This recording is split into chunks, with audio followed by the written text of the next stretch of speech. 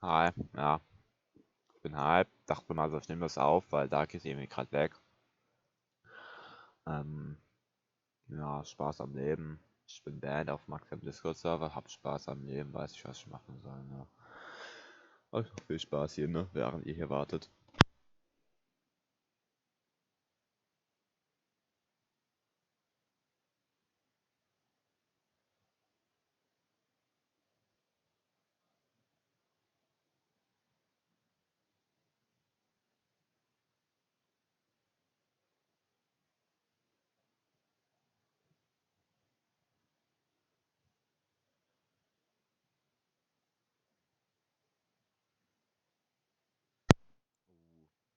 Der Hype, der Hype. Come on, what will happen now? Oh, ich dreh's mal ein bisschen runter. Hey, please. Stream, Twitch stream, Twitch.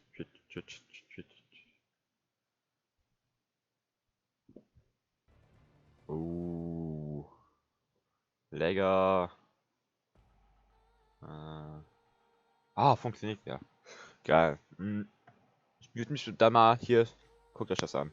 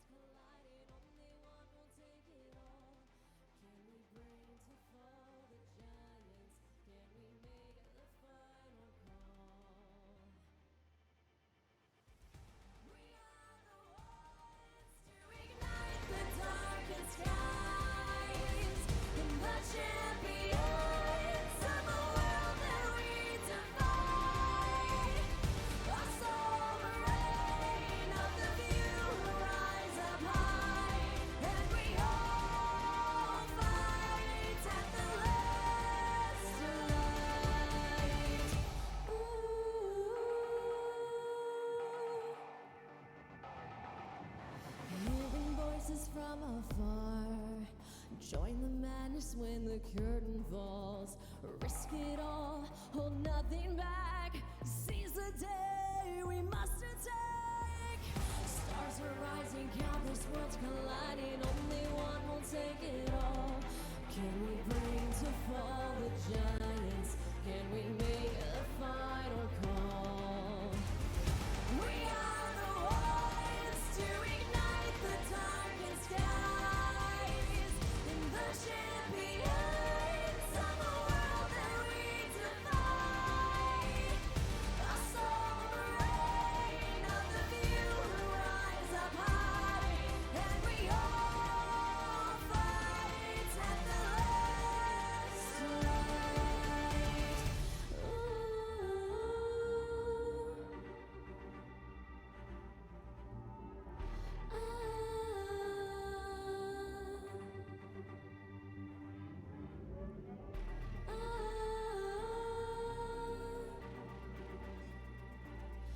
Can we bring to fall the giants?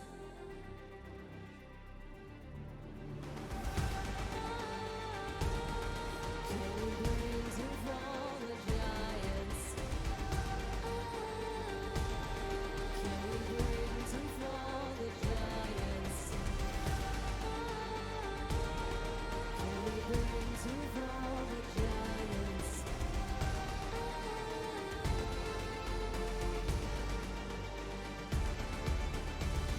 We are the ones to ignite the darkest skies, and the champions of the world that we defy.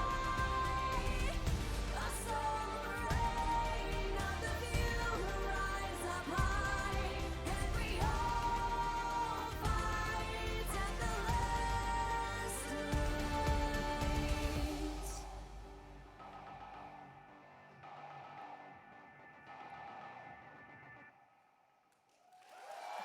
Thank you.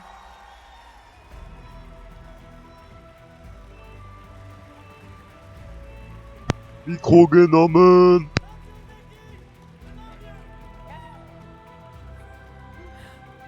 How amazing was that? Big round of applause for Nikki. Come on, that was incredible. Oh, wow. Oh, my goodness. I mean, obviously, that was a huge, epic throwback to the last time Riot hosted Worlds here in Europe. I'm not sure, but they might even have one or two semi-finalists somewhere from that tournament in the room tonight, I believe. Do you believe? Hidden amongst you. So I'm Julia Hardy, and I'm going to be your host for tonight's show. So welcome to all the League players who've joined us here at the XL in London for a whole day of gaming and celebration, and of course, greetings to the rest of our viewers from around the globe watching at home. So I do hope you guys are enjoying League 10 celebration so far. How about you guys? You've enjoyed it so far? Yes. How can they say no? This place looks amazing. Ich weiß nicht, ob ihr es gerade gesehen habt, League of aber Legends Hauptsache man kann would dort not be LOL going zocken strong oder so, today ne? without the Ehre. support and constant feedback of the community. So Riot asked me to kick things off with a huge thank you, like a massive thank you for helping build this game into what it is today. Now, if you had the chance to watch the special 10-year Riot Please that aired last night, you'll know it packed in a huge lot of info. I mean, including a glimpse of obviously some of the new games that are in development. And so, since we have some of League's most die-hard fans in the audience tonight, we thought it would be the perfect opportunity to invite some Riot developers along to give you some extra insight into everything that the future holds. So, but before we dive into that, let's take a quick look back at some of the highlights from today's celebrations.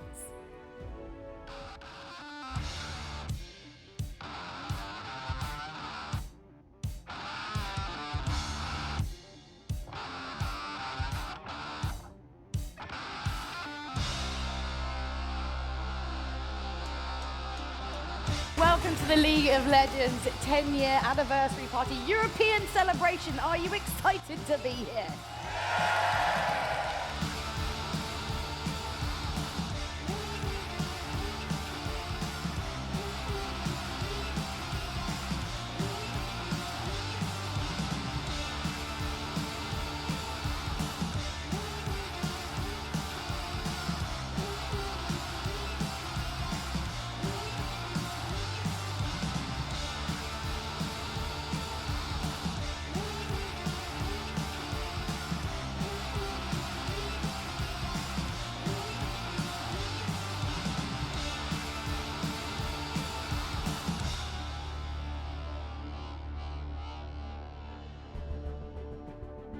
I cannot think of a better place than Europe to celebrate the League of Legends 10 years anniversary.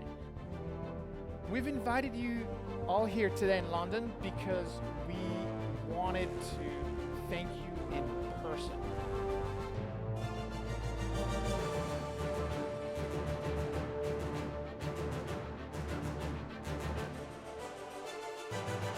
I think this 2019 event probably was, in 5 words, I think it was amazing. I got the highest score ever on League of Legends, level 2000. I think the event's really cool.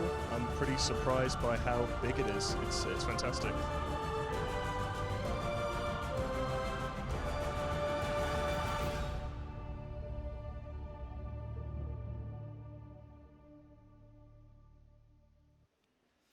Ladies and gentlemen, please welcome on stage Riot Roviant.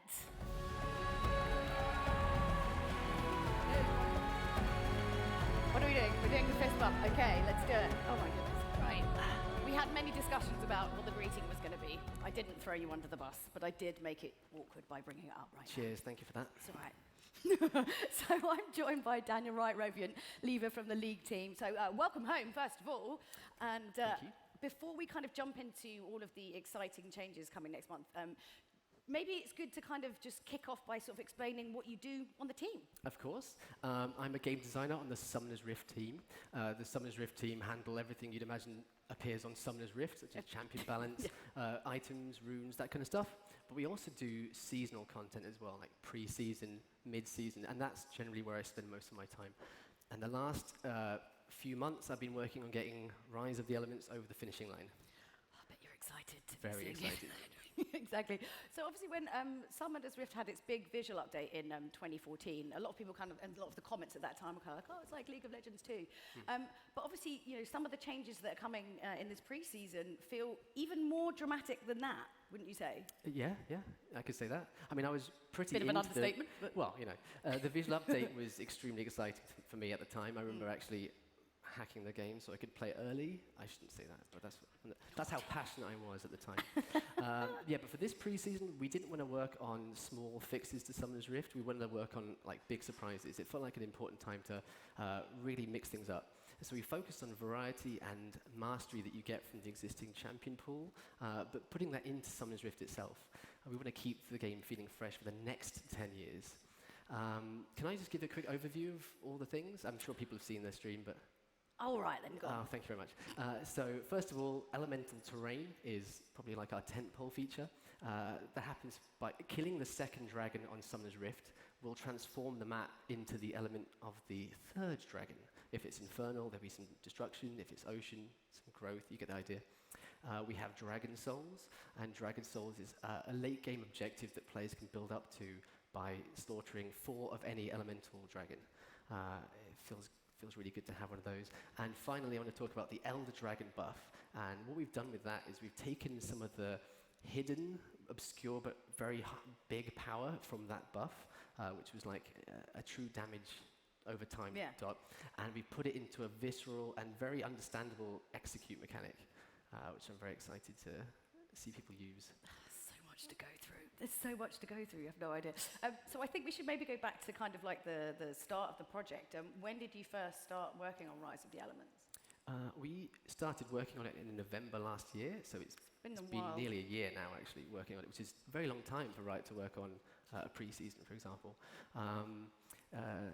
So right from the very beginning, we knew we wanted to do some form of map evolution or map changes, and we wanted player interaction to feed into it rather than just like a timer or something similar. So that's what we've ended up with. One of the things we realized early on, though, was that it wasn't cool to have team that takes dragon gets a bonus or benefit from the terrain. Because it felt like not only were you against a strong team, doubly bad, basically. Yeah, you're being attacked by the environment around you, which felt really oppressive. And actually we realized that dragons themselves provided the variance that we needed. There are 4 different elements, so there's a nice bit of seeding from there. And in addition, when players kill the dragons is really important.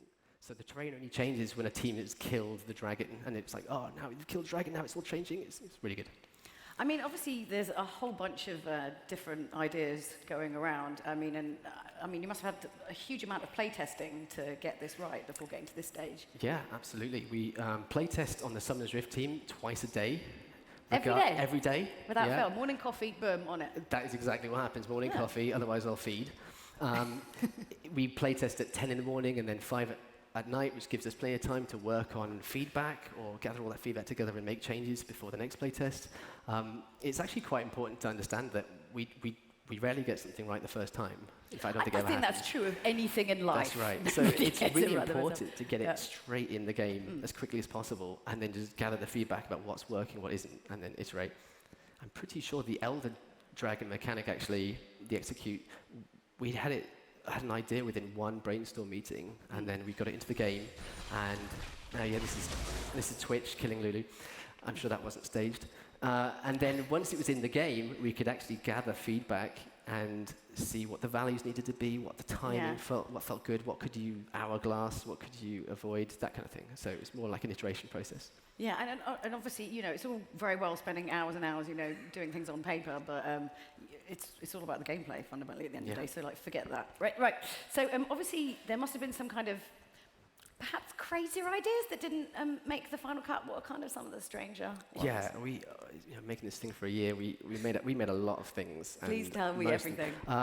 Okay, some of the craziest stuff was we started off with more localized areas that if you stand in, you got a huge damage boost, like 25%. Okay. And sounds reasonable.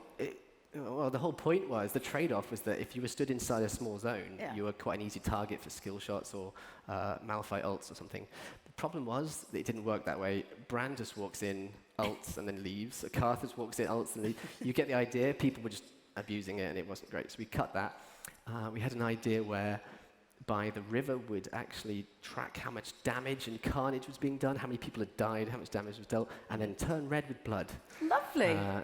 The idea being that like blood fruit would Yeah, spawn and it'd be some kind of buff, but that didn't work out. And one of the great ideas, I'm very sad didn't work out, was the idea that if you destroyed a tower, it would fall in the direction you last hit it from and create impassable rocky rubble. That was a great idea, except for the fact that minions exist in League and they all bunch up around the ruins and you can't get through and you die. So maybe no. That's a solid hard pass on that one. Yeah. Obviously, the League team were playtesting it, but did you kind of chuck it outside the League team for that? Yeah, absolutely. We do what's called player labs. Please tell me they had white coats. They don't have white coats. I think we have white coats for the player labs. Well, as long as someone's in white coats. Someone, I'm sure, is in a white coat.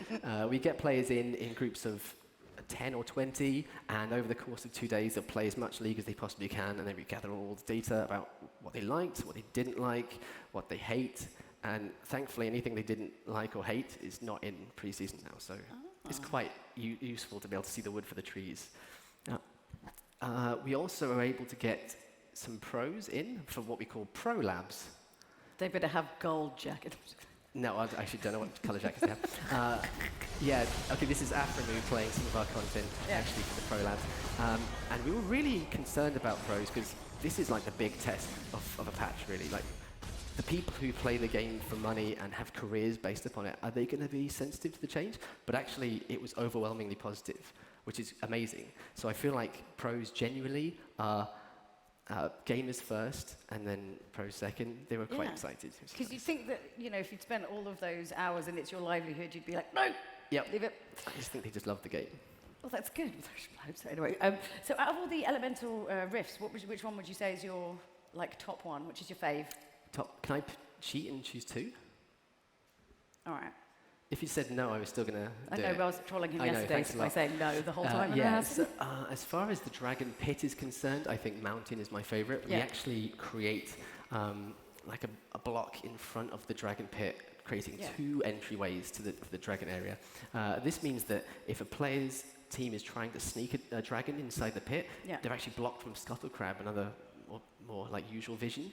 However, if the enemy team discovers them in there, they're like ripe for a wombo combo, like collapse in that small space with Anivia, all that kind of stuff. It's really good. And as far as the jungle camps themselves, because we only do our changes around the jungle camp areas, a blue and red buff, I think that's infernal for me because any of the team fights or skirmishes we have around these areas just feel so much more fresh, alive, and dynamic. Like immobile ADCs like Jinx can walk through gaps that they would have been trapped in before and lay down some traps behind her. It just feels really fresh. Obviously, you've made some huge changes, and with that must have brought some quite big kind of technical difficulties at the same time. Are there any of those that really sort of stood out in the process? Yep. Obviously, when you first approach the idea of taking this meticulously arted and designed map and saying we're going to cut chunks out of it, we're going to just rip through these walls, we're going to completely throw away some of this artwork, you do raise some eyebrows, but luckily everyone was very supportive at Riot and they were like, yeah, go for it, try it out. However, prototyping wasn't as smooth as you'd imagine it can be.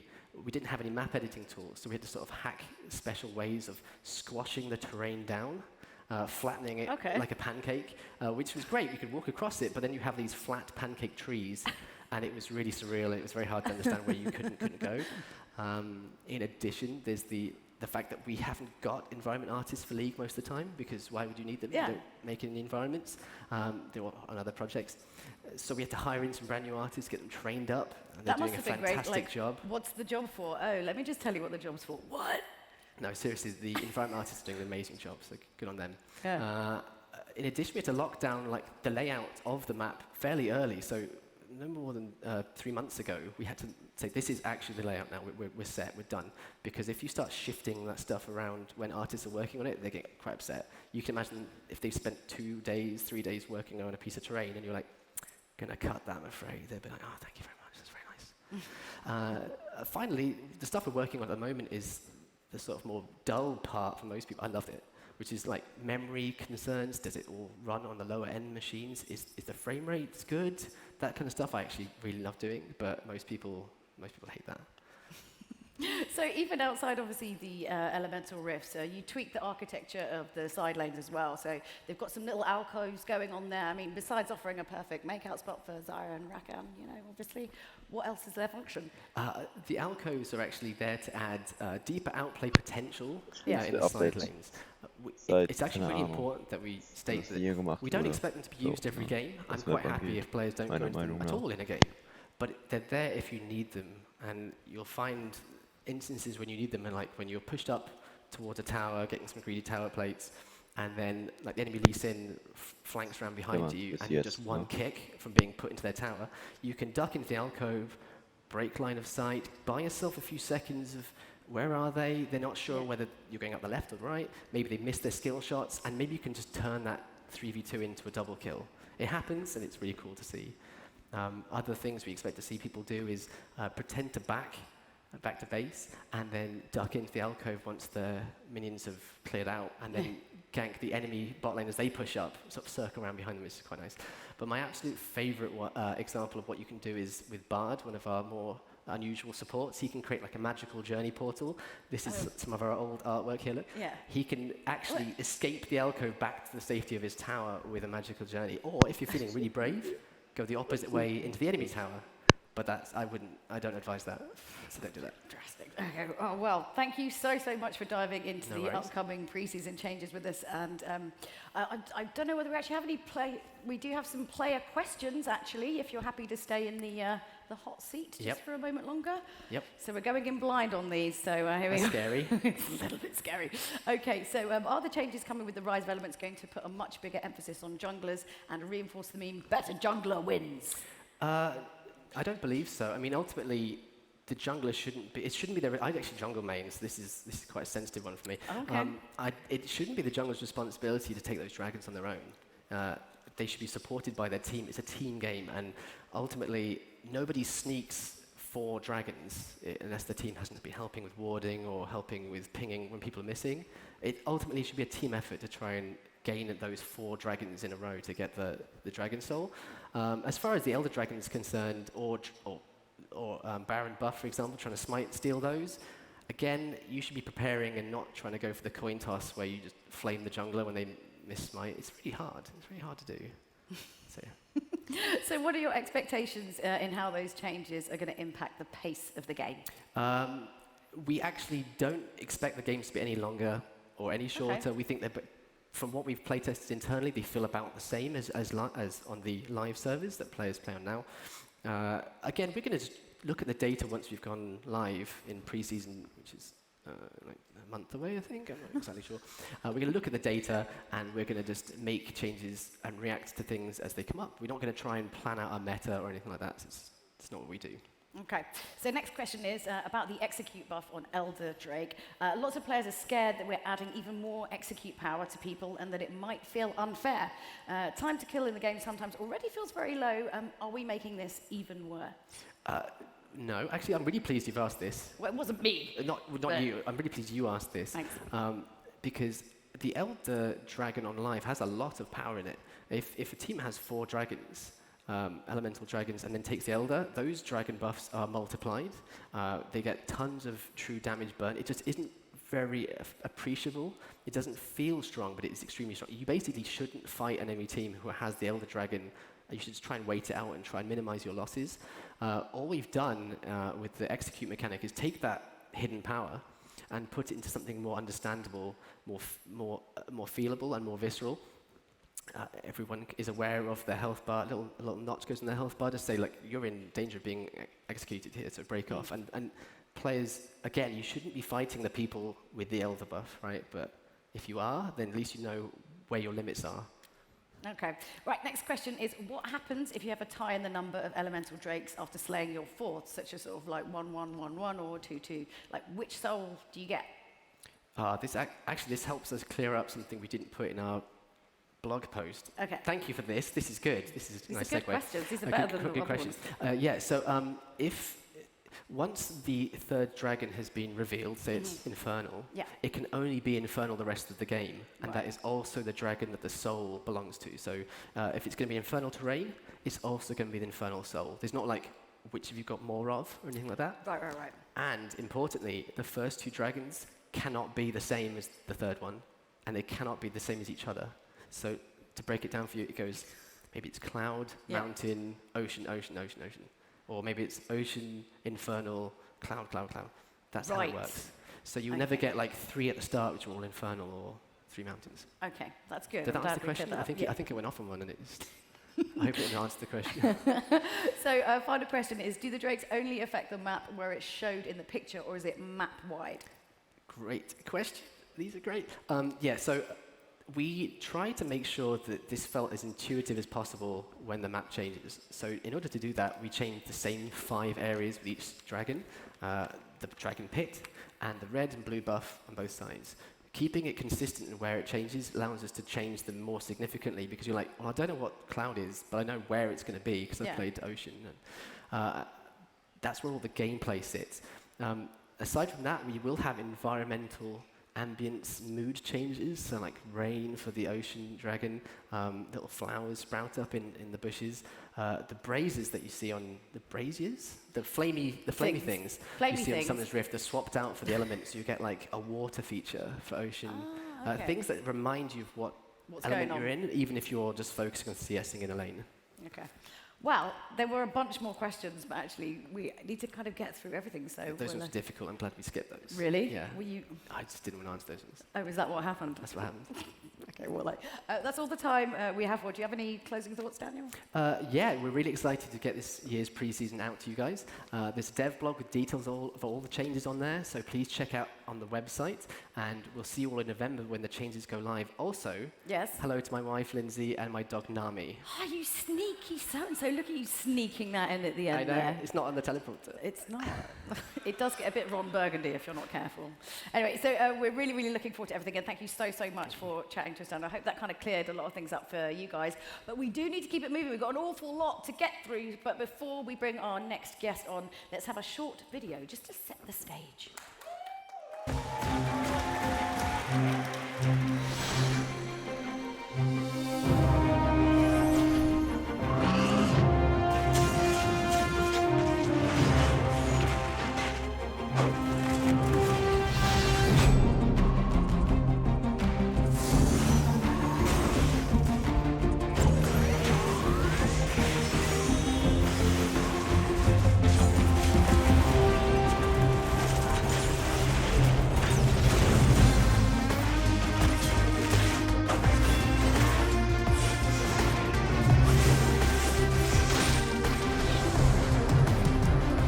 Fuck!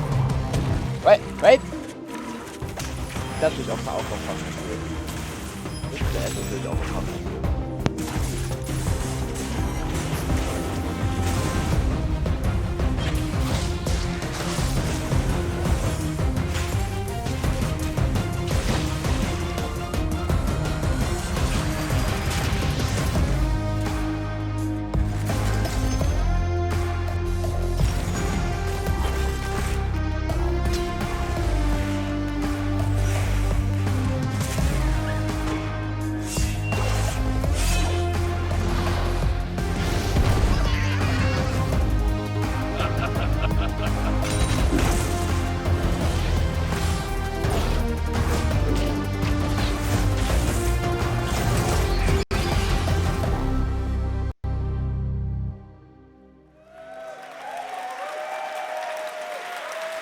Everyone, please show some love for Feral Pony, the design lead for League of Legends Wild Rift.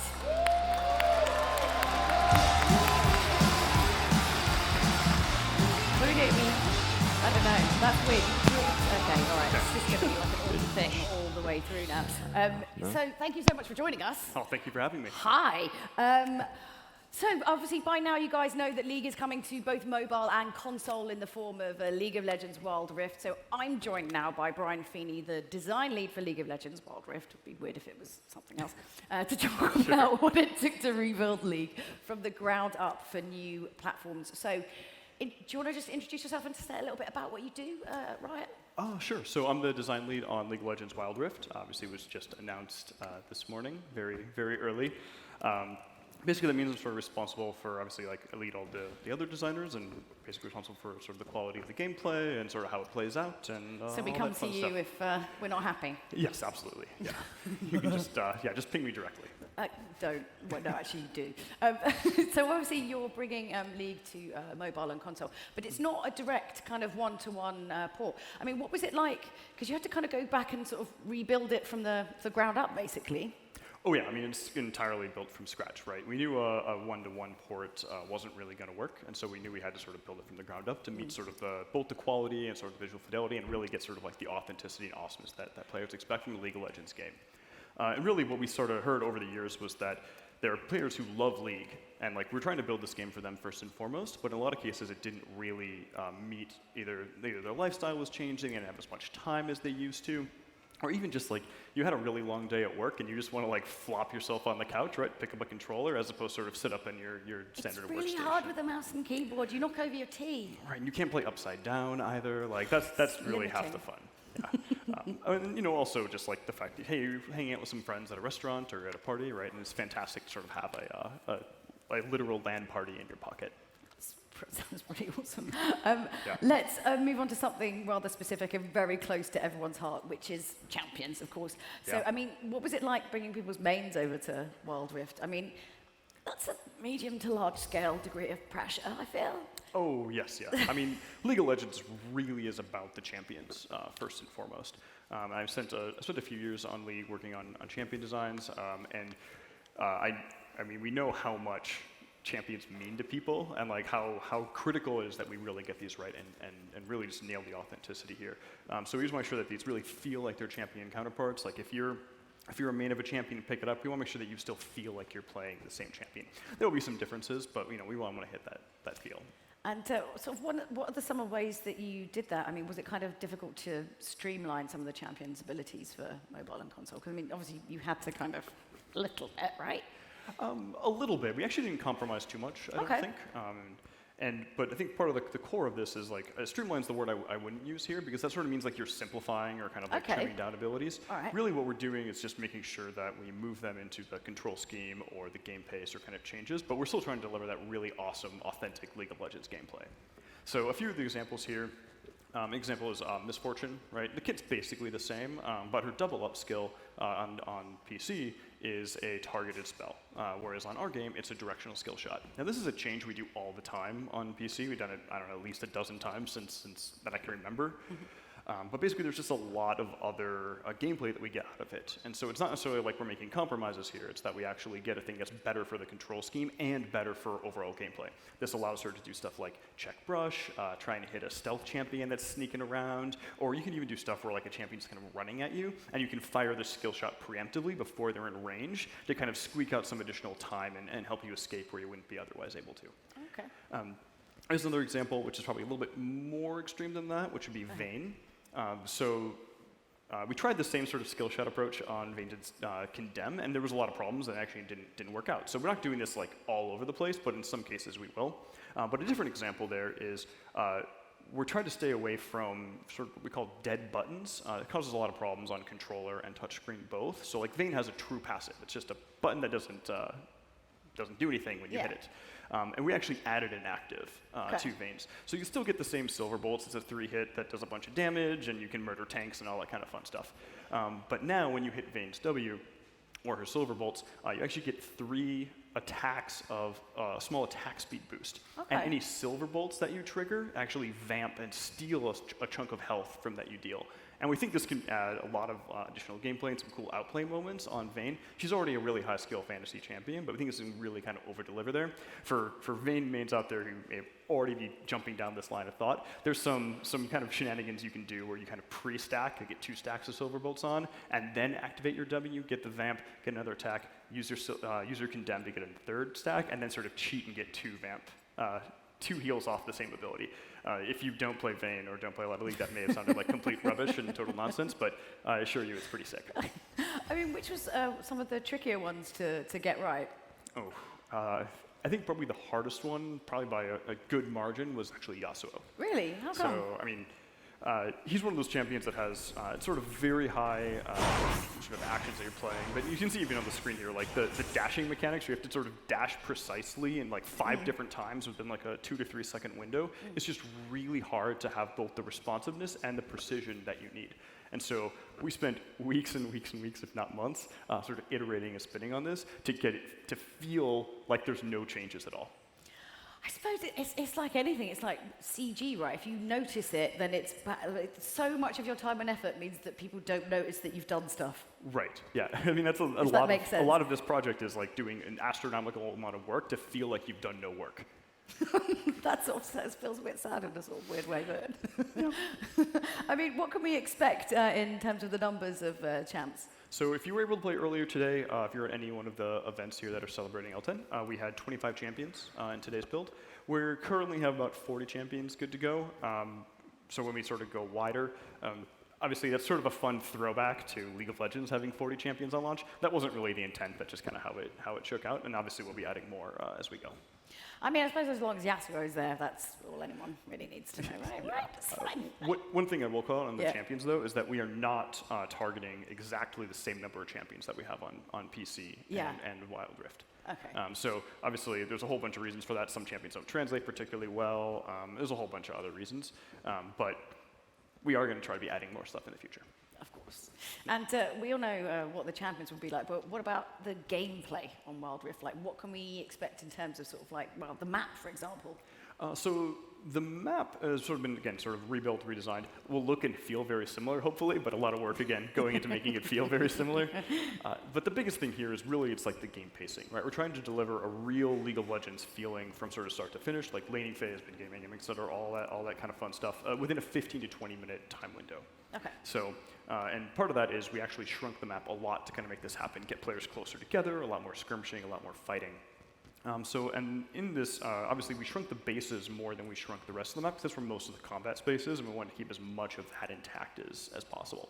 So if you kind of look at the screen there, like we don't actually have any, there's no inhibitors, there's no nexus turrets, all that kind of stuff kind of got compressed inwards. If you take out an inhibitor turret, it's just the same as you took out the inhibitor turret and the inhibitor, and the nexus itself will shoot laser beams. So don't be too shocked when you walk in there and try to backdoor an undefended nexus and it just murders the hell out of you. Oh, amazing. What's it like to lane in Wild Rift? So, I mean, laning should, again, feel very similar, just it's a lot faster.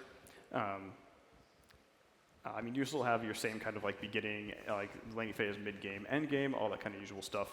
But additionally, you will also have your same usual suspects, right? You'll have your top laners, you'll have your mid laners, you'll have your bot laners, etc. You'll even have like your Teemos, right? Like all the usual laning types. Usually the jungler vergessen, ne? Irrelevant. And how was it like? How did the cameras work as well? Yeah, so the big change on the camera is actually for Team 2 specifically, or Red Team, whichever way you want to frame it. The big thing here is the camera is always flipped, right? Because you can kind of see the way the buttons are laid on the HUD is kind of displayed. It's really important that most of the combat space is going up and to the right. Yeah. And all good graphs also go up and to the right, but it's also true for combat space. And in this scenario, basically, what will end up happening is your Dragon and Baron lane, if you're on Team 2, will actually be flipped because the map is mirrored. So that can take a little bit of getting used to if you have a lot of muscle memory and a lot of sort of expectations of like, hey, I'm the top laner, right? It's like really reframe it and think you're a Baron lane player or a Dragon lane player, and then adjust accordingly. Okay, and I suppose we should talk about runes. I mean, do we still have them in Wild Rift? Yeah, we do. This is one that I would say a system that is streamlined a bit, even though I said not to use that word earlier, but I would definitely use it in this case. We have a lot of the same usual suspects here for keystones. We think that's where sort of the majority of the gameplay was, so we wanted to sort of keep that. And the rest of it we kind of trimmed down to a number of minor choices to try and capture and kind of augment and support playstyles. These will look fairly similar to the minor runes on PC, but the main difference here is there's not a tree structure per se, it's just kind of you pick one from each row. And the main reason for this is we think we can capture the most of it, but we really want you to be in the game as fast as possible and not sort of fiddling around in champion select and kind of undoing a bunch of decisions and micromanaging your build in that way. And I suppose I have to kind of ask about the items as well. Can players still build all the swords and like all the boots and stuff that they love? Pretty much, yeah. There'll be a lot of the same usual stuff as before, like your Trinity Forces, your Blade of the Ruined Kings, all that kind of fun stuff will be there. We also have a few new fun items. I think that will be kind of exciting to try out here. But the single biggest change is active items. So on PC, you can buy 6 or 7 active items if you count your trinkets as well.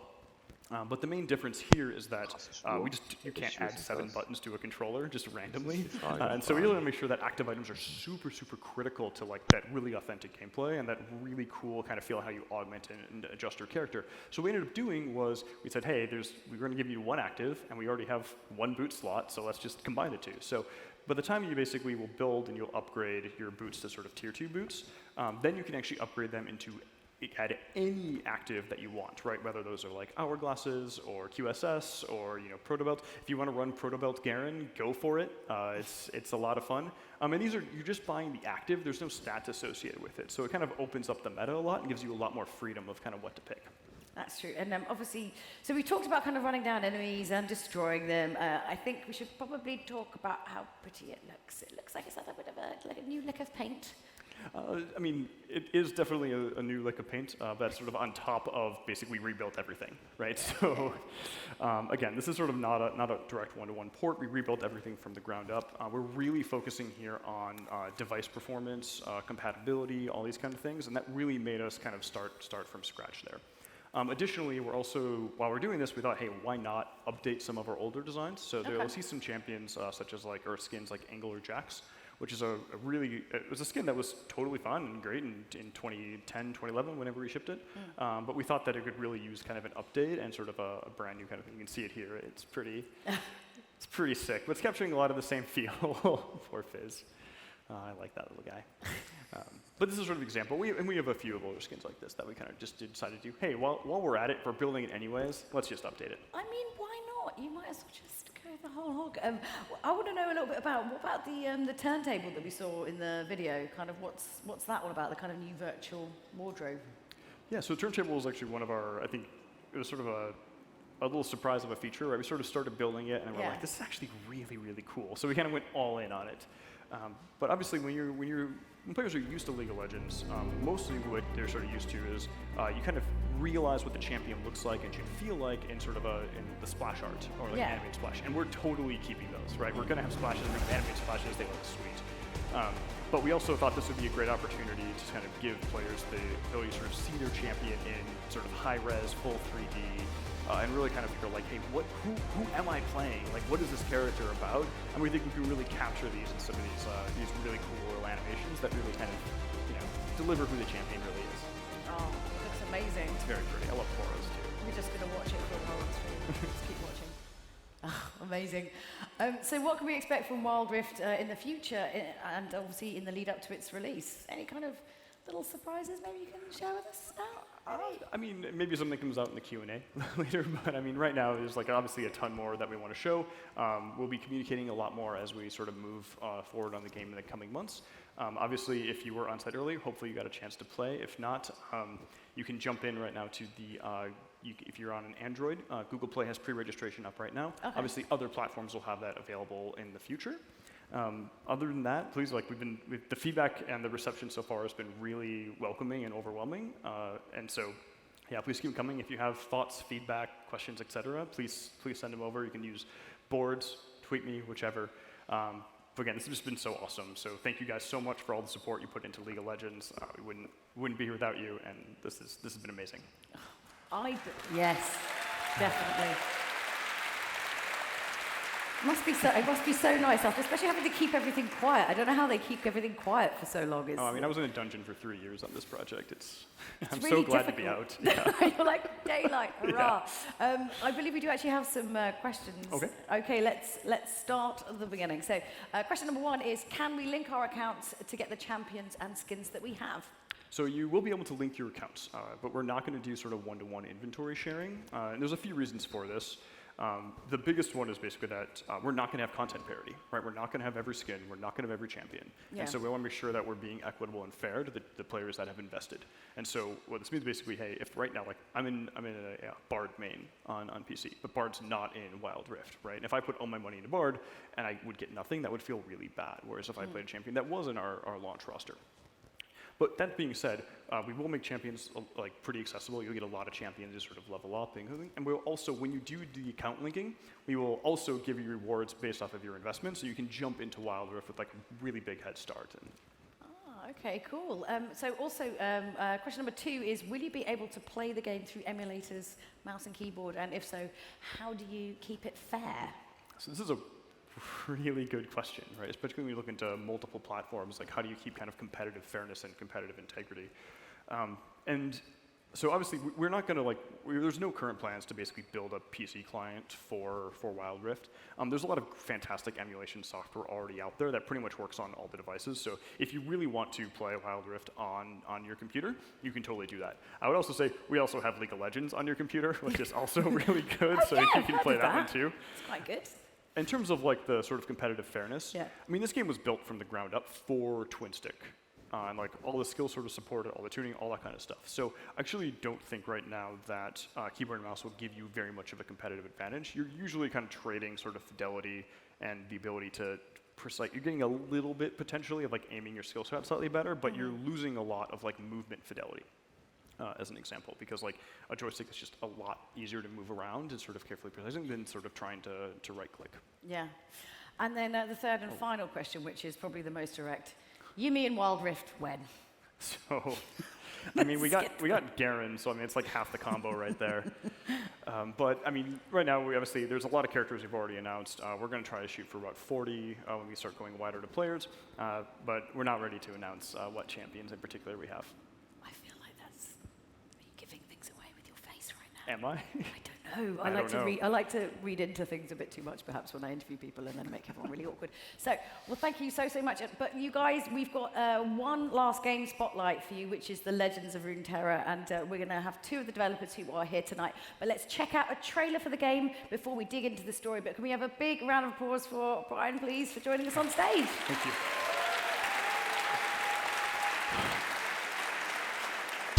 In this strategy card game, it's creativity and cleverness that determine your success. Victory comes down to one simple question. What's your move? This is Legends of Runeterra. And these are the champions. Champions enter battle as some of the most powerful cards in the game. I'll lead us to victory! And each champ has a unique mechanic to become even stronger. But to reach their full potential, you'll have to play smart and look for the right opportunity to level them up. But if you can pull it off, the transformation is game-changing. Gain new abilities to crush your enemies. Turn the tide of battle with a swift combo. They will no match. Even break the rules and claim a new way to win.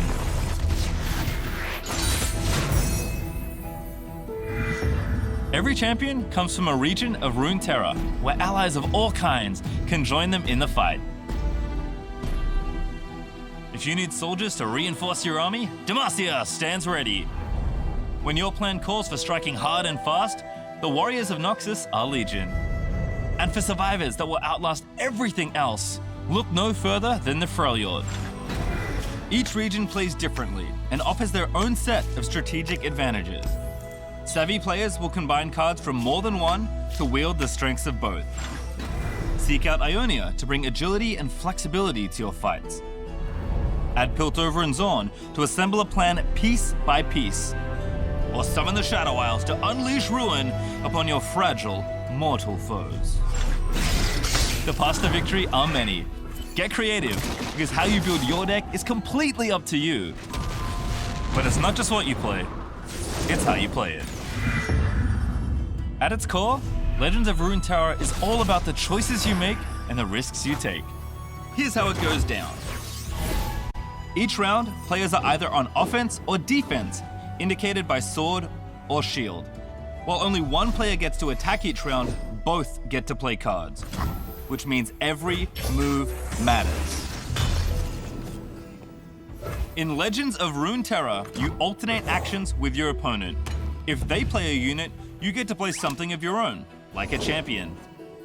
Of course, the reverse could always happen too, so think carefully about every card you play.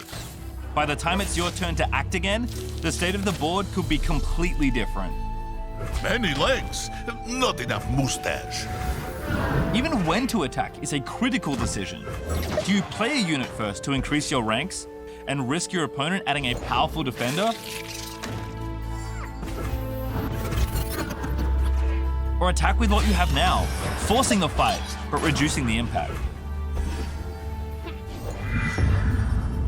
And sometimes, it all comes down to the spells. Cast a spell outside of combat or as a reaction to the changing battle.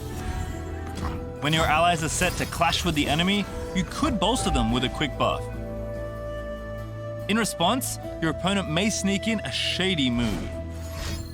While you consider a counter of your own, keep in mind, every action has a reaction. No one belongs in chains! As the magic's maneuvers start to pile up, Oracle's Eye can help forecast the outcome before you fully commit. Once the chain of action-reaction is complete, the sequence goes off. I've been hiding my light too long!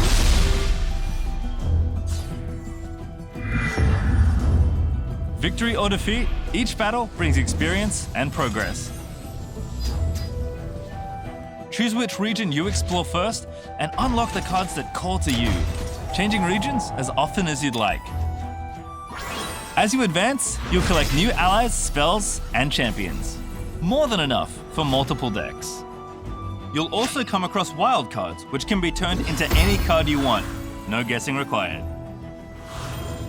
Alternatively, use the shards you've earned and the coins you've bought to acquire cards from the store. How you get cards is your choice. Once a week, the vault opens. Experiment with an abundance of new cards to discover your playstyle and craft your strategy.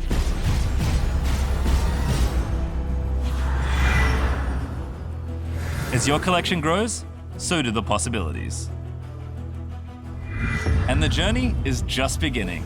Soon, you'll be able to embark on expeditions and draft a deck as you go. Overcome as many opponents as you can with an evolving set of cards. Or truly test your skill by taking your strategy into ranked and see where you stand among the best players in Runeterra. Where you go from here is up to you. From the champions to the combat, the regions to the reactions, every choice you make is a chance to be legendary.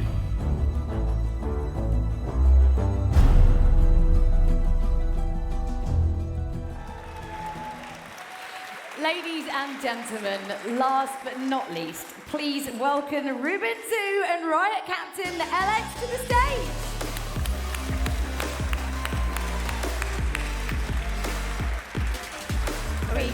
Okay, all right. Can we do an explosion one? Thanks. You got it. That's right. I think you have to sort of, it was really awkward earlier. Anyway, hi guys, how are you doing? Great, thanks. Great. It's like a super casual chat just amongst friends, not weird at all. It's exciting to finally can say Legends of Runeterra. Very true. I mean, obviously, you know, we've talked about League, we've talked about Wild Rift, but the mega Inferno bomb that did drop in the anniversary stream was, of course, Legends of Runeterra, which is the new collectible card game from Riot. So Legends of Runeterra is due for release in early next year, and you can pre-register for a chance to play it at playruneterra.com. In the meantime, Riot is also running an invite-only preview patch that will let you play the game right now. You can also find out more about the preview patch at playruneterra.com, so go check it out. So then, we got the straight flush. I'm going to go down a pun hole here for a minute about Legends of Runeterra, if you will, on the announcement stream. But today, we have two of a kind from the development team here to give us the rest of the details. Guys, put your cards on the table. It's a lot of card puns. I was actually hoping there would be some card jokes. You know, we spent the last 2 years just creating card puns for us in the team, so I'm glad you're joining the party. Oh, well, we're going to get on famously because it's going to get super awkward. It's fine. No, just kidding. Like a Full House on Fire, kind of? Yes. There we go. So anyway, card jokes aside, why don't you introduce yourself for the audience at home and just explain a little bit about what your kind of role is on Legends of Runeterra? Sure. I'm Magnus Lehman. I'm an associate art director on the card realization team for Legends of Runeterra. My team and I visualize moments like champion level ups and all of the spells in our game. So I've been working at Riot actually for 10 years now at the LAX headquarters, but I was born and raised in Germany. And I'm really excited to be bringing Runeterra IP to a new genre, and particularly to be talking here about it in Europe. And I'm Steve Rubin. I'm a game designer and live balance lead on Legends of Runeterra. Live balance is all about ensuring every champion's gameplay dream can be realized. So if you love Jinx and you want to end the game by landing a super mega death rocket, it's my job to make sure that you can. I also contribute on creating card content on our set design team, as well as working on our Expeditions gameplay mode, which hopefully we can talk about a little bit today. I'm a lot newer to Riot than Magnus, as I joined Riot specifically to work on this project. I'm a former professional CCG player who's turned game designer, so shout out to all my friends in the community. It's awesome to finally be able to talk about what we've been working on. So before we're going to get like fully into the details, we need to do like a little bit of a recap. So can you guys give us sort of the elevator pitch of exactly what it is for anyone who kind of missed the stream out there? Sure, I can handle that. So Legends of Runeterra is Riot's take on the CCG genre. It's a whole new free-to-play game set in a familiar but expanded universe where you face off in dynamic, back-and-forth combat full of opportunities to adapt and outplay. We try to take that really deep gameplay experience based on the League IP that so many people love, and we've built a whole new kind of progression system that gives you a bunch of rewards just from playing and totally ditches random packs. Yeah, that actually means no buying packs ever. Wow, that's nice. Yeah, yeah. I mean, how is this only new now? I don't know. And is there anything that you want to add to Steve's summary there? Steve's done a great job at covering the main points, I think. But you know, from an art and IP perspective, people have been asking Riot for more ways to engage with the League of Legends universe for literally 10 years now. And so we've done all sorts of books and extensions, board games, but Legends of Runeterra is the biggest infusion of new content and ways to engage with the IP that we've produced so far. And if you're a Runeterra nerd like a lot of us, this is hopefully going to be completely overwhelming. So, in a good way.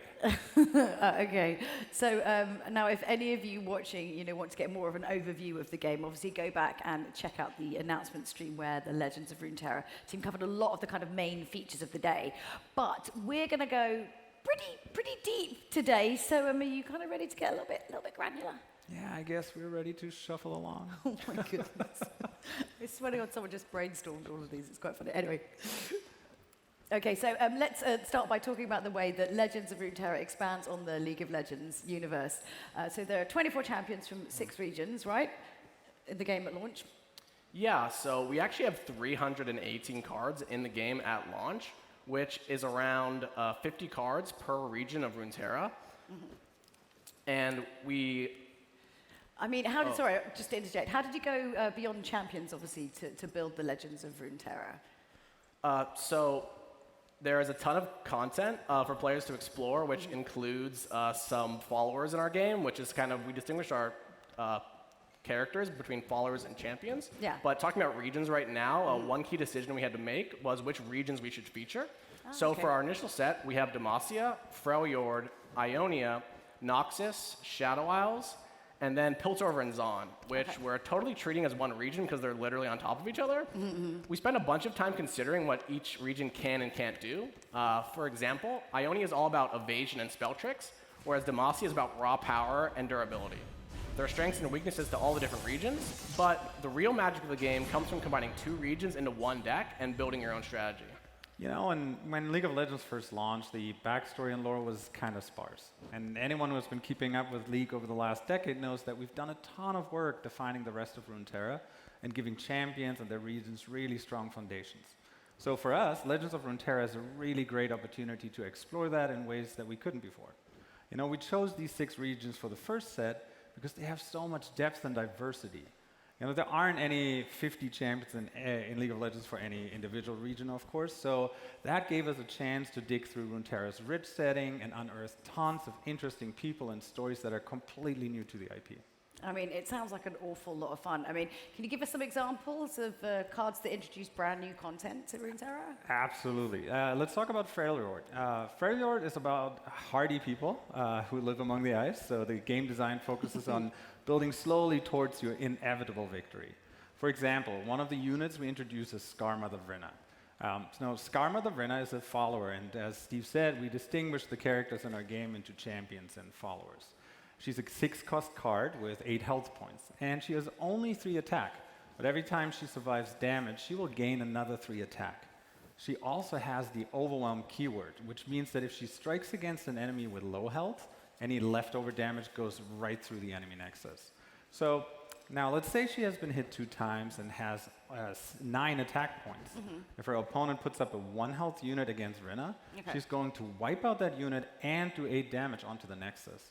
Right, so basically you don't want to mess with Skarmother Brenner, that's pretty much what I'm taking away from that whole thing. Absolutely, and she is only one of the new followers that we're introducing. It's incredibly exciting bringing new characters like Rinna into Runeterra.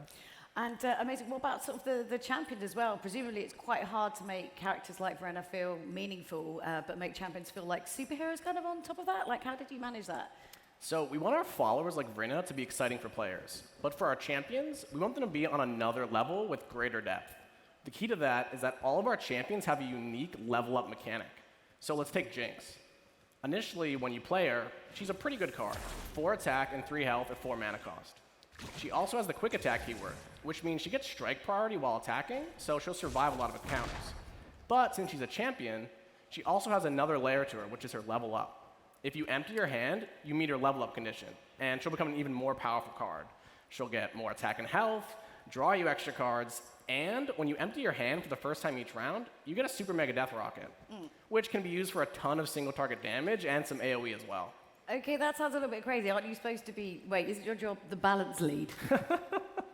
I mean, it's our job to push the limits with our card designs, especially with our champions, and then we try to find the sweet spot through testing and tuning.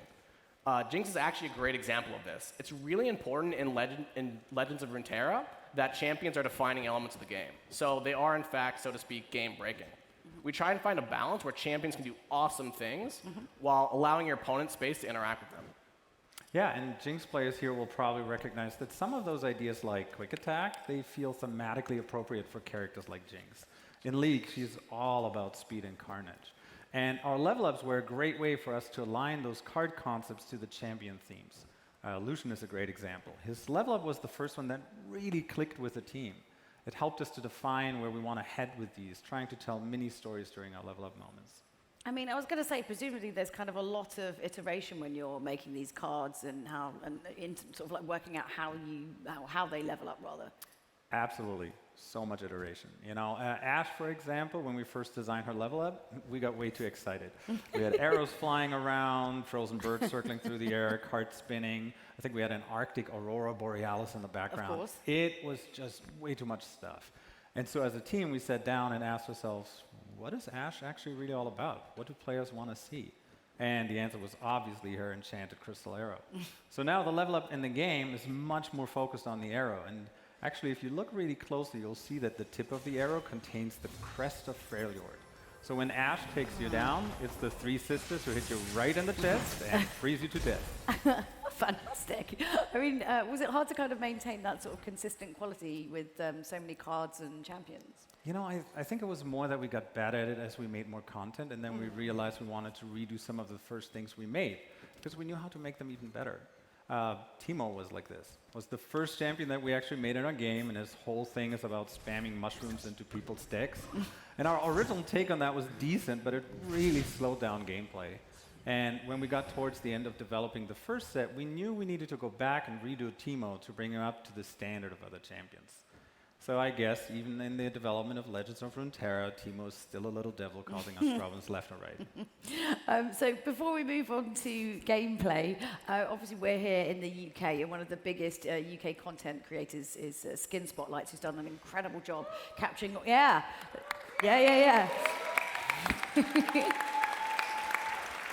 Capturing all the different special interactions in League of Legends over the years, where champions react different ways to specific champions. So is there any of that kind of thing in Legends of Runeterra, like specific? Yeah, absolutely. And one more time, shout out to Skin Spotlight. We love that guy. Woo! Yeah. Hopefully we'll give you some more work, because, you know, a good example in our game might be Senna. She was announced on the anniversary stream, and she's in she's in Legends of Runeterra as well, and so are Lucian and Thresh. As you would imagine, they have some interesting interactions. I would hope so. So, for instance, if you check out Lucian, he can level up when 4 of his allies die, or if your opponent kills Senna outright. Yeah. And while the level up for the 4 allies dying is pretty cool, when Senna dies and she gets ripped out of Lucian's hands in the level up moment, that feels really heartbreaking. I mean, poor Sen, I thought it was bad enough being, in Thresher's Lantern, but apparently not. No. Anyway, so a quick reminder to everyone watching there, if you want a chance to play Legends of Runeterra, you can pre-register for access at playruneterra.com. And that's also one of the ways you can increase your chances of getting a preview patch invite. There's more information on that and other ways to get invites at playruneterra.com. So we've talked a bunch about how you expanded League of Legends universe for Legends of Runeterra, but let's really kind of dive into the gameplay now. So what is a game of Legends of Runeterra like? Tell us. The way I describe it is that you play cards alternating with your opponent like you would in a true turn-based strategy game. Most actions can be reacted to, which adds a ton of counterplay strategy.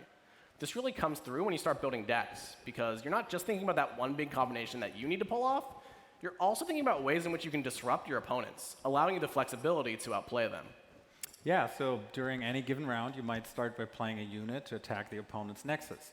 And then they get the choice of playing the unit or a spell in order to potentially thwart your attack. At this point, as the attacker, you may cast spells to help you succeed as well. But again, the defender may also react after you play a spell, which lets you potentially react again, and so the cycle continues. Okay, so what actually determines if you get to attack? Yeah, great questions. Players alternate who gets to be the attacker during any given round. Okay. So this is shown on screen by one player having a shield and the other one having a sword. If you have the sword, which we call the attack token, it allows you to make an attack one time during that round. Yeah, and one thing that's really interesting when you're getting used to the game is that deciding when to do something is really important, which even includes using your attack. You may have a powerful unit in your hand that you want to play, but this will give your opponents an opportunity to cause problems by doing something powerful in their own right. If you have a huge combat spell like Garen's Judgment, when you decide to cast it can determine the game's outcome. Okay. Timing can be really important, and there are all sorts of mind games and outplays that emerge from these moments. Okay, and this sort of like constant back and forth was a theme, obviously, of the announcement stream too. Obviously, Jeff, you and Andrew Yip said that you kind of believe that CCGs are better when you kind of constantly interact with your opponent. Why is that so important? It's important because players want that feeling of agency within any type of strategy game. Right. We want your decisions to really matter. And one of the reasons that I enjoy Legends of Runeterra so much is about after every loss I take, I really feel like there's something that I could have done differently in that game. In other CCGs, where players take alternating turns and play out several cards at once, there have been some issues where players can do too much unimpeded, even resulting in one-turn kills that don't give the opponent an opportunity to react with that. And we just never want Legends of Runeterra to feel like that. So, okay, so you can alternate back and forth in a round, and then obviously you play through like a bunch of rounds. What else is going on? Well, you're not only thinking about what to do in the current moment, but what may happen in the near future. For example, one cool feature in Legends of Runeterra is the way unused mana goes into a small pool. Okay. That can be used in subsequent rounds to cast spells, which really lets you set up and plan big turns. Oh, that sounds good. I like that. So you've got a ton of cards and a lot of ways to try and avoid gameplay getting stale. There's still going to be sort of, meta decks and meta cards, aren't there? I mean, you can't eliminate that completely. Yeah, hopefully the feeling that you're talking about, where you come up against a meta deck that seems unbeatable, is not going to happen in our game, or at least it's not going to feel like there's absolutely nothing that you could have done about it. We're providing the tools for a wide range of strategies, which means some may be stronger or weaker in some situations. And when you do come up against a powerful deck, it's about learning how you can beat it, whether that be through deck building or some in-game decision making. We're actually striving for every single region combination of Runeterra to be viable. Okay. So if we've done our jobs well, then the tools are going to exist. You just need to find the right ones. Okay, and if something is unbalanced, you're obviously just going to change it, right? Yeah, we're actually going to be proactive about not letting things get out of hand, Okay. Especially if something's overly dominant, in a very similar way we try to be with League of Legends. That said, one of the worst experiences in card games is when a card gets over-nerfed, and that kind of completely trashes a deck that you've built. So we're striving for some more player-focused changes. Specifically, we want to ensure that every champion is viable, and we will be proactive to protect that. We don't love filler cards, especially when they're combined alongside our awesome champions. So our intent is for nearly every card to have a role somewhere. Okay, so you just got to figure out what it is. Cool. But before we change tack again, I just want to remind people watching that they can pre-register for a chance to play Legends of Runeterra at playruneterra.com. And that's also the place to learn about how to get into the preview patch. So, something we don't know a lot about is how you build your collection and make progress within the game. And obviously, one thing that Riot has said a lot in the past 24 hours is that there'll be no blind packs, no random packs to buy Legends of Runeterra. That's not how you get the cards. And obviously, you guys don't work on progression systems, but can you fill us in on how that aspect of the game will work? Sure. I think it's very important to distinguish two things about random packs. The first is that absolutely, we never make you buy random packs. I love this. We don't want to make a game where it costs 150 pounds or euros just to make a viable deck in order to compete. Screw that. But we do actually know that people like opening random packs. Yes. So we have this thing called the vault. As you play each week, the vault will level up. At the end of the week, the vault will give you reward chests that scale based on how much you've played, and then it'll reset. Which, this gives players a consistent way of obtaining cards while rewarding you just for playing. So you can earn these just by playing, but you can't buy them. Right, okay, got it. Totally, yeah. We basically want to give the player control of how they get their cards and build their collection. You earn cards by playing. You have the weekly vaults, as Steve said, but you also have the region rewards. You choose which region you want to focus on, and you can change that at any time. And your progress goes toward unlocking cards in that region. Okay. Functionally, it will feel a bit like Summoner level in League of Legends. Play games, win, complete quests, and you will get XP. Now, those XP feed into both the vault rewards and into your region rewards. And when you hit certain thresholds on the region reward path, you get more cards for that region. Yep, and then there's the other side, which is that if you like Legends of Runeterra enough to want to spend money in the game, we want you to be able to buy exactly what you want. So if you buy coins, which is our currency, you can spend those coins directly to buy any champion in the game. Yeah, that means if a player thinks, hey, I want Jinx in my collection, go ahead, buy Jinx. And if you want to buy specific cards that aren't champs, you can spend coins on wild cards, which can be redeemed for any card that shares a rarity with that wild card. You can also, of course, use shards, which is our currency that you earn just from playing, on buying cards too. The point is that there are ways to directly reach any card in the game for both free-to-play and paying players without relying on RNG. Okay, I mean, obviously it sounds like really obvious, but that's actually a pretty new concept for CCGs, isn't it, really? Yeah, it's totally new. We've made this game both for people who love CCGs, as well as people who are entirely new to the genre. Our idea is to remove cost altogether as a barrier to entry, because that's prevented players from getting into card games in the past. We want card games to be for everyone, and that means a combination of free-to-play rewards with full access to the cards you want. And yes, that means you can absolutely build multiple decks that will be good for both casual duels and the competitive meta just by playing Legends of Runeterra every week. I suppose there's one thing that needs clarifying. I mean, does this mean that sort of, people with deep enough pockets can just go around and be like, oh, hey, I want this, I want that, and just buy everything as soon as it launches? Yeah, great question. We actually want to remove an initial advantage from players who are willing to buy everything. And we do that by capping the amount of wildcards players can buy per week when new content comes out. And so let me explain that for a second. The goal here is to limit the impact of paying for power. Meanwhile, ensuring that all players go through a metagame discovery period, which they can experiment.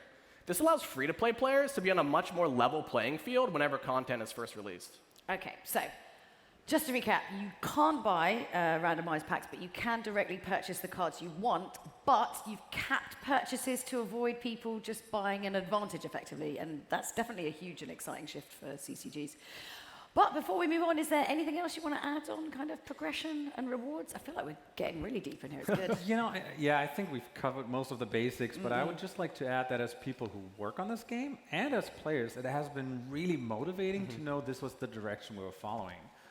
For instance, when I joined the team, this commitment to no packs was literally the first presentation that I was shown. And for me, that was a pivotal moment. Okay, now I know why we're making a card game. And that was all the motivation I needed to give it my all the past few years. I mean, it makes sense, obviously, for Riot just to shake up the business model a little bit there, I think, So obviously the preview patch is happening right now, and people can kind of matchmake with a random opponent and play what I guess you would call a normal game of Legends of Runeterra. But I know you have plans for kind of other modes, so what can you tell us about those? Sure, so let's start with ranked, because that's the one thing that everyone will ask about. And the answer, luckily, is also short and sweet. Yes. Okay, good, done, right. I'll elaborate, but there will be ranked coming with the full closed beta in early 2020. We're not going into specifics at this time, but look out for in-depth communication from our ranked developers in the future. Okay, we got ranked. Ranked is coming. What else? One of the things that I've been working on a lot in Expeditions, which is a gameplay mode where you create a deck based on choices offered to you. Then you get match made against people doing the same. Okay. The idea, which will be fairly familiar to CCG fans, is that you buy into this mode with either paid or earned currency, and then you try to put together a string of wins with a custom deck that you selected. The more wins you put together, the better your rewards at the end of the expedition will become. And before anyone asks, yeah, 100%, we are going to let you try out expeditions in our November patch preview. Okay, cool. I mean, that sounds pretty exciting. And can you tell us anything else? Is there anything else? Well, right now, we're just confirming that the expedition mode exists and that it will be playable in our next patch preview. I can say that although some of it will be familiar to CCG players, we are trying out some new things to shake up the way limited modes work. I don't want to overdo the hype, but we are excited to see what people think about our expeditions mode. Right. So, and Magnus, I guess you're not working on expeditions, but how do you think it's shaping up? Come on, give us some feedback. Personally, I think it's shaping up great. You know, I love the dynamism of it, and it's a really fun way to play with cards that I maybe hadn't considered yet. I think the systems they've added give it another layer and help me discover new card combinations each time. And it's also a great way to see more of the beautiful card art that we created for the game. So everyone, look out for it in November's Expeditions preview patch. So I believe we might have just a couple of little Q&A questions from you guys out there. So let's start with this one. Can we expect to see characters from LOI and League or other media, i.e. comics or Arcane? Cool, so I'll take this one. Okay. So we've actually already done some of this content, which is awesome. So the first example is the Silverwing, which in our game is the Silverwing Vanguard, but in TFT it's a little legend known as the Silverwing, which is a little legend that you can get, which was inspired by the Silverwing Vanguard of Demacia in set 1 of Legends of Runeterra, which is awesome. And I think the more notable example is Tiana Crown Guard, which is one of our followers that we designed to flesh out the world of Runeterra. And you actually see Tiana Crown Guard in the Lux comic, if you guys have seen that. And that's a really awesome mix, and we're definitely looking to do more stuff like that in the future. Cool. We do have one final question. Did you work with the world building team to figure out how the characters and creatures you were designing to fit into the world of Runeterra? Yeah, absolutely, and that was a very exciting part. We have an internal Legends of Runeterra world building team, and we have a Riot-wide world building team, and they have been working very closely together, where we created some of the content, and that inspired the Riot-wide world building team, and then vice versa. So they're in deep collaboration, and that is one of the exciting things working at Riot, that we can just shape the world of Runeterra across different products. It must have been pretty crazy being at Riot, like in recent days with all of these things going on. Because, I mean, you know, like everyone's excited about their projects, but everyone's got projects, right? Yes. Yeah, amazing. Yeah, I mean, we're really excited. We've been living like in stealth mode for a long time, so just as somebody who's been working on Legends of Runeterra for around 2 years now, it's just really excited that I can even, like Magnus said before, say Legends of Runeterra. You can say the name! Oh my goodness. I can tell my kids finally what I'm working on. I know, finally. Oh, terrible. Yeah. Amazing. This is all good. This is all good. So we're almost at the end of our time together, but I suppose one kind of final question just before we go, and that's the kind of stuff, what kind of stuff are you actually going to sell? I mean, are you going to do kind of cosmetic stuff, like playmats, like card foils, things like, you know, little legends that TFT has? Are you going to do stuff like that? Yeah, absolutely. I think so far we confirmed playmats, Guardians, that's our version of pets, and then we just said more. So here's the thing. Our team is working really hard creating things for players to fall in love with. And I can tell you, if you are the sort of player that likes personalizing your experience, Legends of Runeterra is going to be there for you. Now, the other thing on that topic is really, we in good Riot fashion want to hear from you players what you really want. Do you want to have more pets in the game, cute stuff, scary stuff? Just give us your feedback, and we'll make sure to pay attention. Okay, got it. That's pretty straightforward. Next question. Mobile when? We're definitely going mobile. Legends of Runeterra will be released on iOS and Android worldwide when we fully launch in 2020.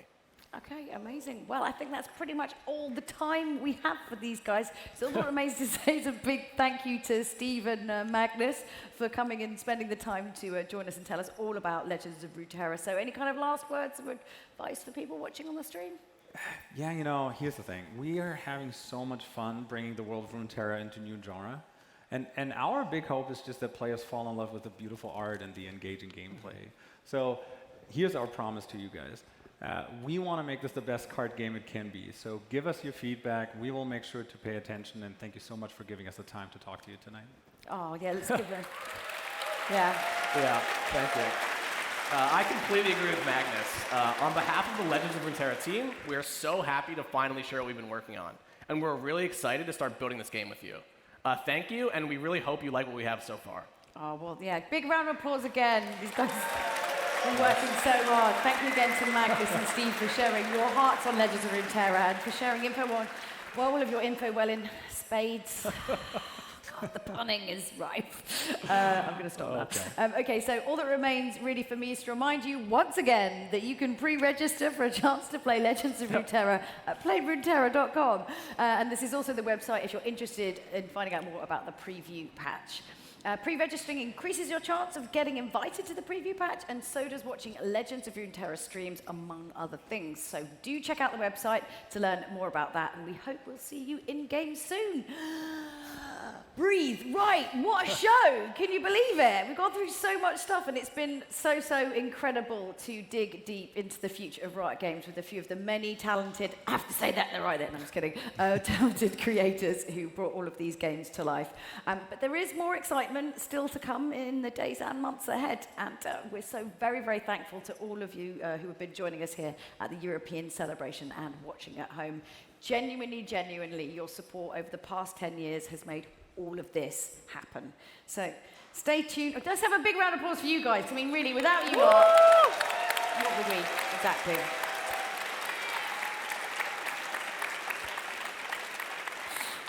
So stay tuned for the conclusion of our stream festivities with the Riot Report, where we'll review your favorite moments from our 10-year anniversary stream and lots more.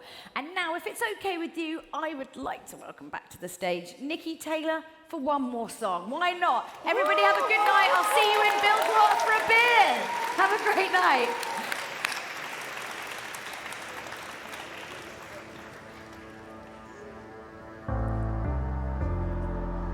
The night beckons while you dream.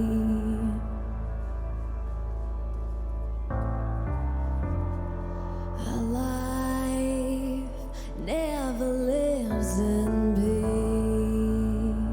peace.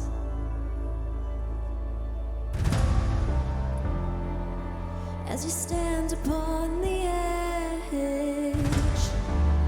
woven by a single thread,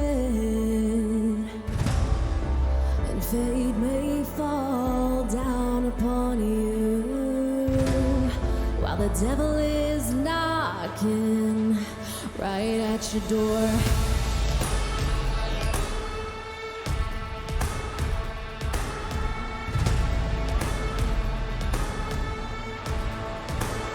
So all you restless, each night you hear the drums of war.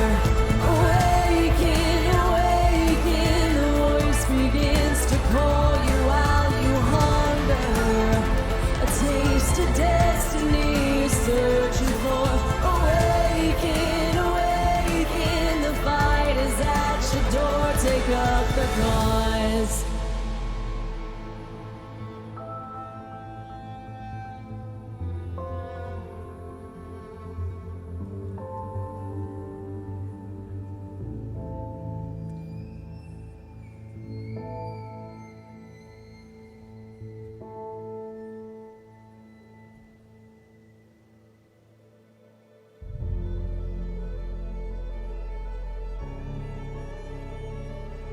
Awaken, awaken, awaken, awaken, awaken, awaken, awaken, awaken, awaken, awaken, awaken, awaken.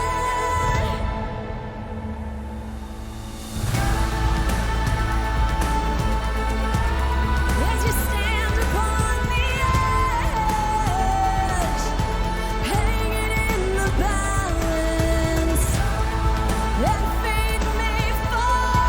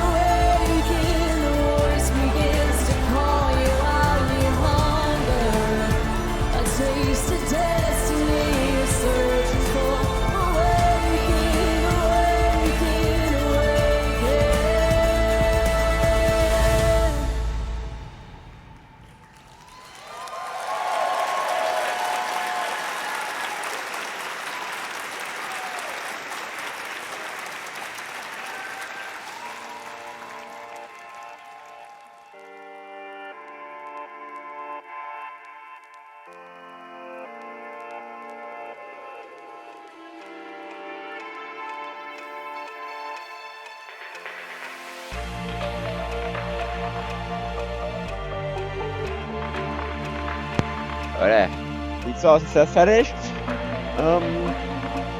Meine Meinung, kann man mal machen, wenn man nichts Besseres zu tun hat. Ja. Ne?